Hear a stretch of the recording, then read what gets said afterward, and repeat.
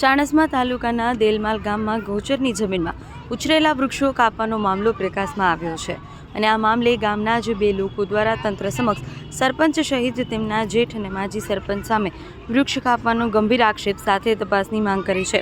વધુમાં વૃક્ષ કાપ્યાને 13 દિવસ જેટલો સમય વીતવા છતાં પણ તંત્ર દ્વારા કોઈ કાર્યવાહી ન કરાઈ હોવાનું જણાવાયું હતું।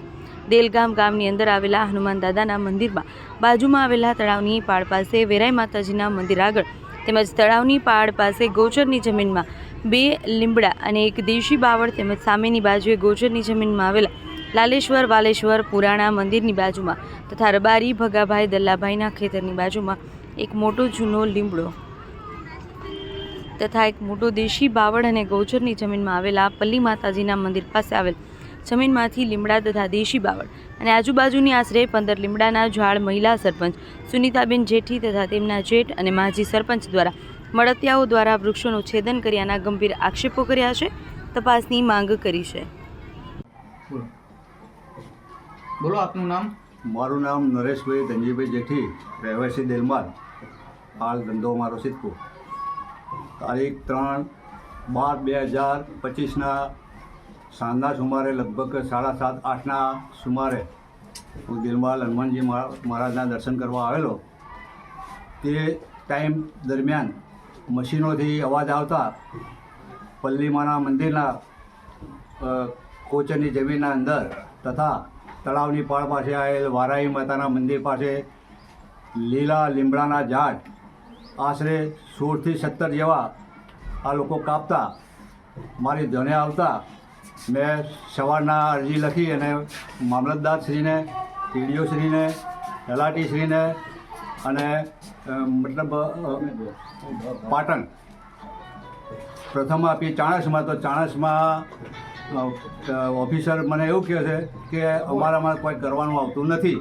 એટલે મેં સાહેબ અરજી જો તમારામાં ના આવતી હોય બરાબર તો તમારે અરજી લેવાની તમારી ફરજમાં આવે છે, તમે કાઢી નાખજો, ત્યાં તો તપાસ ના કરજો, પણ બાકી અમારી પહેલી તાલુકામાં આપવી પડે। કાલ ઉઠીને તમે કોઈ તાલુકો છોડીને તમે પાટણ કેવી રીતે ગયા? એટલે પ્રથમ અમે એમના હતા આનાકાની કરી, છેવટે મેં સાહેબ ના લેવી તો મને લેખિતમાં તમે લખી આપો કે આ અરજી લેવામાં આવશે નહીં। ત્યારબાદ ઘેર ગયેલો, પછી સવારના પાછો સ્થળ ઉપર આવતા પંચાયત ઓફિસથી જે લાકડા કાપવાવાળો ભાઈ છે વસરામભાઈ સાવધાનજી ઠાકોર, તેને સાથે લઈ અને અમારા ગામના પ્રધાનજી ઠાકોરને સાથે લઈ અને સ્થળ સ્થિતિ ઉપર ખબર કરતાં આશરે 15થી 17 લીલા લીમડા તથા 2-3 જેવા દેશી બાવળ કાપેલા લાઈવ ફોટા લીધા અને એ ફોટા સાથે બીજી અરજી ટીડીઓશ્રીને, મામલતદારશ્રીને, પાટણના વન વિભાગને તથા તલાટીશ્રીને અમે આપેલી છે। ગામના સરપંચ શ્રી સુનીતાબેન પ્રવીણકુમાર જેઠી તથા તેના જેઠ શ્રી મનુભાઈ ચંદ્રકાંત જેઠી તથા તેના ફુવા માજી સરપંચ ધીરજલાલ ત્રિકમલાલ જેઠી, આ લોકોએ આ ઈસમો દ્વારા મળતિયાઓ ભેગા કરી અને ગૌચરની જમીનમાં લીલા લીમડાના વૃક્ષો 16-17 આશરે કાપેલા છે। એ સિવાય પણ 2004ના અંદર આ લોકોએ નીલગિરી કંભાણ અને ગાંડા બાવળ કાપેલા। એમાં કોઈ કાર્યવાહી એના વિરુદ્ધમાં હાઈકોર્ટમાં અને તકેદારી પંચમાંથી નરેશભાઈ દ્વારા સસ્પેન્ડ કરાયેલા અને એ જ વ્યક્તિઓ દ્વારા આજે ફરી વૃક્ષ છેદન થયેલ છે। કોને સસ્પેન્ડ કરવામાં આવેલા? આ રમીલાબેન મનોજકુમાર જેઠી, જે આના મોટા ભાઈ થાય અને આપણે સુનીતાબેનની નણંદ થાય।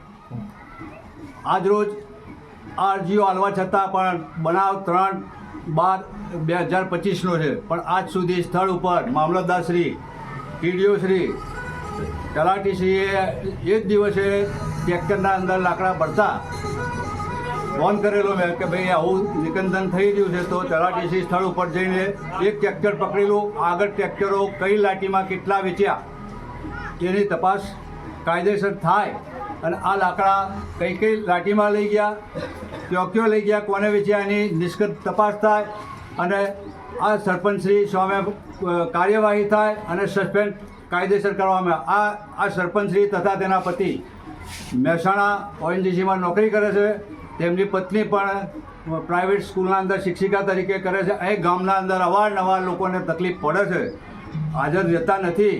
અને એમની મેળા પીપળીથી તેના ફુવા માજી સરપંચ છે અને મનોજકુમાર ચંદ્રકાંતજીથી તેના જેઠ એના દ્વારા આ વૃક્ષો કાપવામાં આવેલા છે.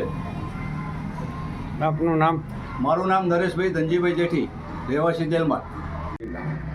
ગામ દેલમાલ, બરાબર. લીલા લીમડા અને દેશી બાવળ કાપવાથી તારીખ 3 છતાં અમારી 4 અરજી લખાણી, કોઈ કાર્યવાહી થઈ નથી. સરપંચ દ્વારા સરપંચશ્રી ખુદ હાજર રહેતા નથી. એવો એની નોકરી કરે છે, એમની શિક્ષિકા એમના ઘરથી શિક્ષિકા છે પ્રાઇવેટ સ્કૂલમાં, બરાબર. આજે માજી સરપંચ વહીવટ ગામમાં કરી રહ્યા છે, એ કે ને કે એમના ભાઈ.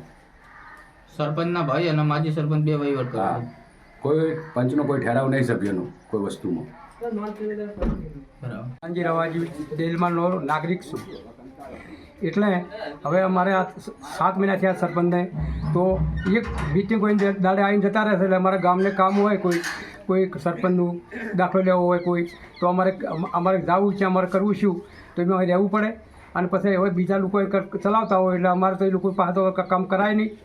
દાખલો લેવો હોય, હમણાં પાડો વેચ્યો, દાખલો લેવો 3 જણને પકડાયો કે સરપંચને. હવે એમને મેં પાડો ભરાયો અને વચમાં પોલીસ પકડી હોય તો મારી પથારી ફરે, તો દાખલો કોના પર લેવો? એટલે આ નોકરી બહાર કરે સાહેબ, અને આ પંચાયત ના ચાલે એટલે મહેરબાની કરી અને અહીં કે રહેવું પડે ને અમારું પંચાયતમાં અમારું કામ બધું થવું જોઈએ એમ કે. બીજું મારે તો કંઈ કહેવાય નહીં. ગામનું નામ આપનું નામ શું? હે? આપનું નામ? પ્રધાનજી રવાજી. આપણે કોઈનું ખોટું ખરાબ સાહેબ કરતા નહીં.